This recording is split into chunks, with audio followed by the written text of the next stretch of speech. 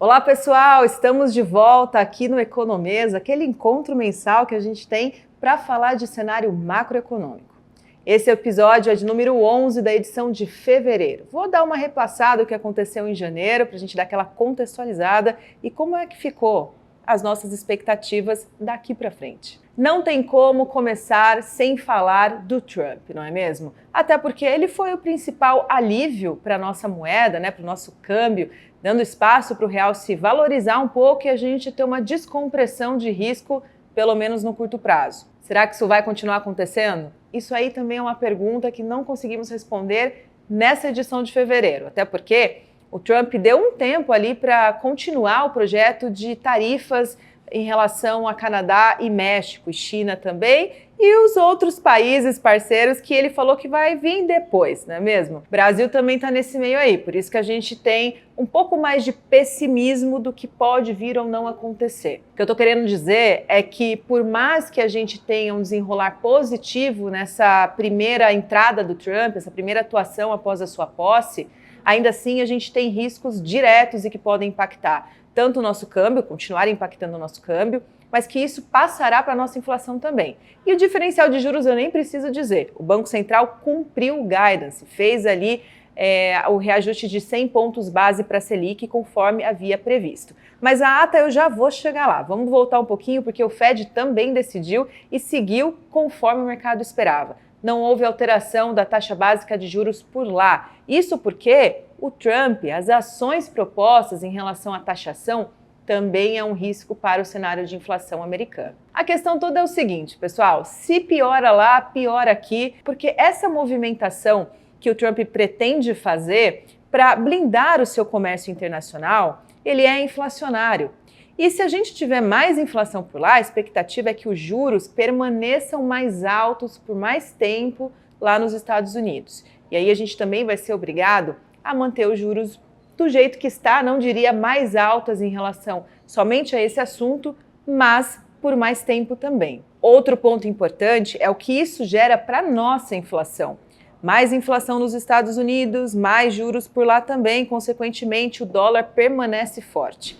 E uma das questões principais e que o Banco Central defendeu na ata como risco para a nossa inflação é o chamado inflação contratada. A inflação importada, que nada mais é do que o impacto cambial sobre os nossos preços internos. A gente teve vários dados que foram divulgados em relação à inflação, IPCA, IGPM, IPCA 15, e o que a gente viu foi, ainda que números menores em relação à comparação com dezembro, a inflação apresentou uma desaceleração frente à medição com o mês anterior.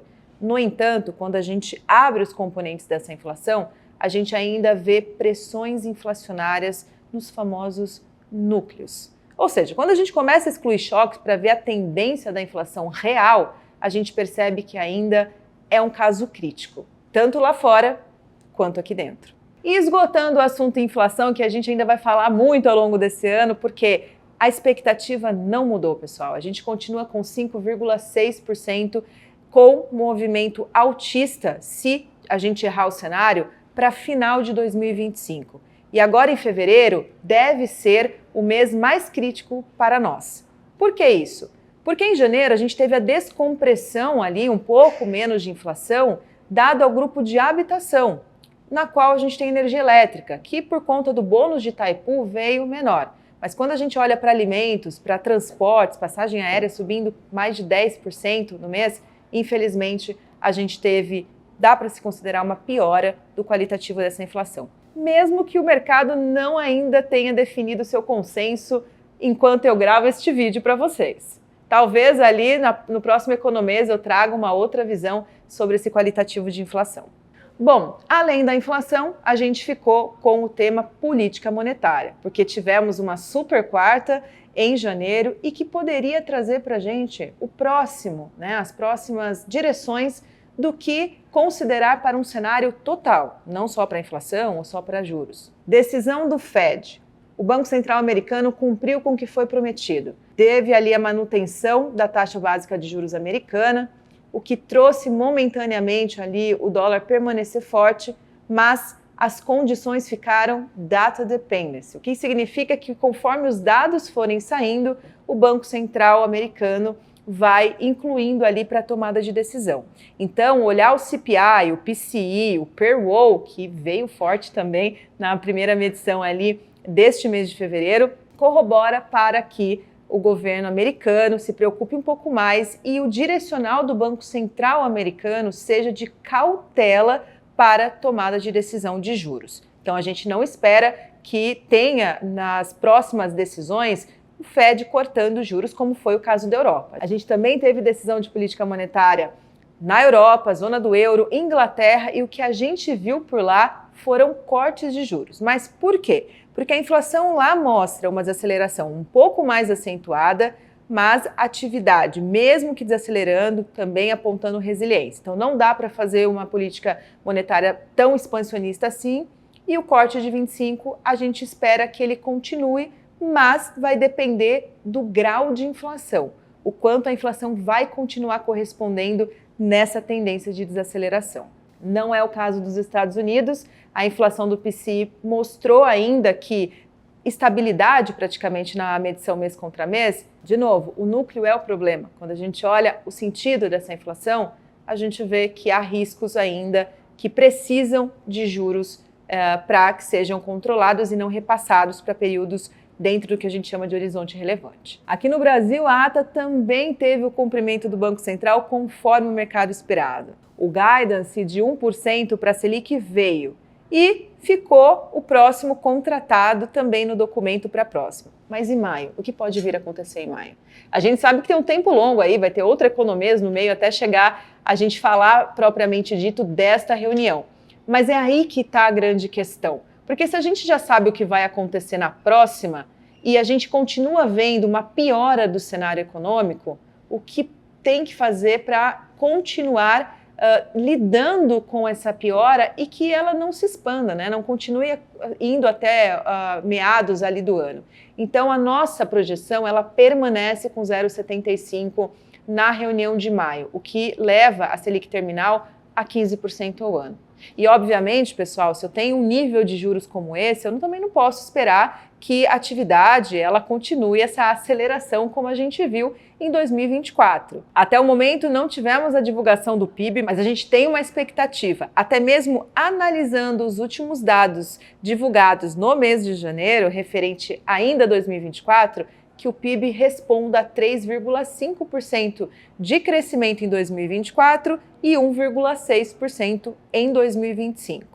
Isso porque os dados setoriais, ali, indústria, serviços, ainda continuam indo pelo caminho que a gente espera e que contribui para essa expectativa, que é desaceleração por conta da defasagem do efeito dos juros, mas em níveis que ainda contribuem para uma atividade aquecida. Isso não é um problema, apesar da gente esperar que essa atividade arrefeça para parar de ver problemas com a inflação. Ainda temos as questões fiscais e ainda temos crédito para falar. Fiscal, nenhuma alteração. Não tivemos o andamento da agenda, não tivemos as questões da tributação, do salário até R$5.000 sendo isento, nada disso andou.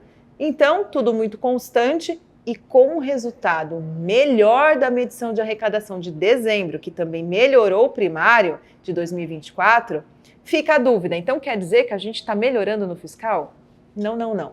A gente espera que esse 0,4% de déficit primário que a gente teve em 2024, ele piore para 2025, porque a questão não é a arrecadação. A questão é o quanto do carrego inercial das contas públicas, dos gastos, acontece ano após ano. E a gente já consegue ver esse efeito acontecer logo na largada do ano. Mas calma, a arrecadação vai salvar de novo. Eu acredito que esses primeiros meses do ano a gente vai ver uma arrecadação ainda forte. A atividade não deve desacelerar o tanto que a gente espera que ela desacelere até o final do ano. Esse começo tem ajuda do agro, a gente tem um período sazonal de arrecadação via imposto de renda, PJ, PF, que acaba contribuindo para um resultado mais bonito. O que a gente não pode é se enganar, porque isso meio que esconde ali a problemática do fiscal. Muita coisa precisa ser tratada e, de novo, como eu disse em janeiro para vocês, reformas estruturais vêm por aí. Por fim, o crédito, que é mais um item chamado de mitigador da política monetária pelo Banco Central dentro do documento oficial. O que isso significa? A gente viu uma expansão do crédito em 2024 e isso aconteceu porque a demanda segue aquecida. Essa demanda nada mais é do que o resultado da média salarial que permanece estável. A gente teve uma expansão dessa renda média e agora ela permanece estável. Mas a nossa expectativa é que esse cenário ele mude por conta da taxa de juros, que faz um efeito, que é o efeito do lado da demanda. Como a gente tem uma expectativa da taxa de desemprego voltar a subir, por conta da retração via produção, a gente também espera um efeito de desaceleração da demanda. Logo, o crédito não deve ter essa atração toda que ele teve em 2024 para dentro de 2025. Também deve ajudar um pouco essa inflação. Bom, pessoal, resultado final aqui da leitura de janeiro. O que esperar para fevereiro, então?